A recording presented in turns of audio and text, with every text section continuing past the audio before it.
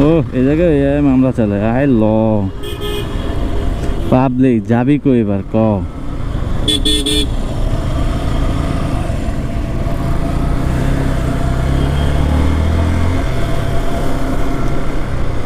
সুন্দর হয়েছে, সুন্দর। বাংলাদেশটা এখন সুন্দর চলবে, কিন্তু ঘটনা হয়েছে এআই মামলা ওপেন করার আগে কিন্তু আমাদের রোড গার্ডটা ঠিক করা দরকার ছিল বাংলাদেশ সরকারের।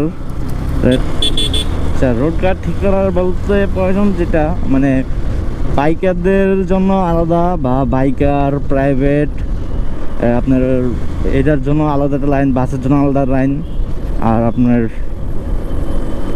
অটো রিক্সার জন্য আলাদা লাইন, সাইকেল চালানোর জন্য যদি আলাদা লাইন থাকতো, অথবা লাইন না করে বাংলাদেশের রাস্তাগুলো যদি বাহিরে কান্ট্রির মতন বড় বড় রোড হতো, তাহলে কিন্তু এক একজনের সাইড থেকে এক জায়গায় দিয়ে দিলে হয়ে যেত। আর বাংলাদেশে মনে করেন যতই রাস্তা বড় করে যাই করুক, এইসব অটো রিক্সার কারণে মনে করেন এই রোড কাট ঠিক থাকে না, অটো নষ্ট হয়ে যায়।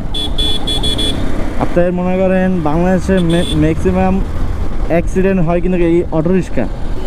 বাংলাদেশে মনে করেন 100% থেকে 70%ই এই অটো রিক্সার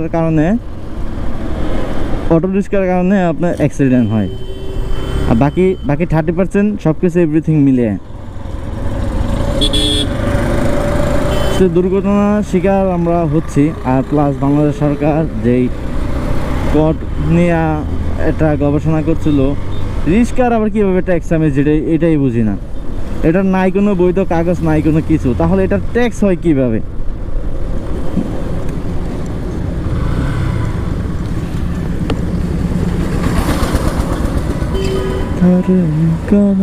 সিগনালে পড়ে গেছি ভাই। দেখছেন কি সুন্দর, চার্জার নাই, অথচ হাজারো হাজারো গাড়ি অটোমেটিক দাঁড়ায় গেছে। এরকমই চাইছি বাংলাদেশ।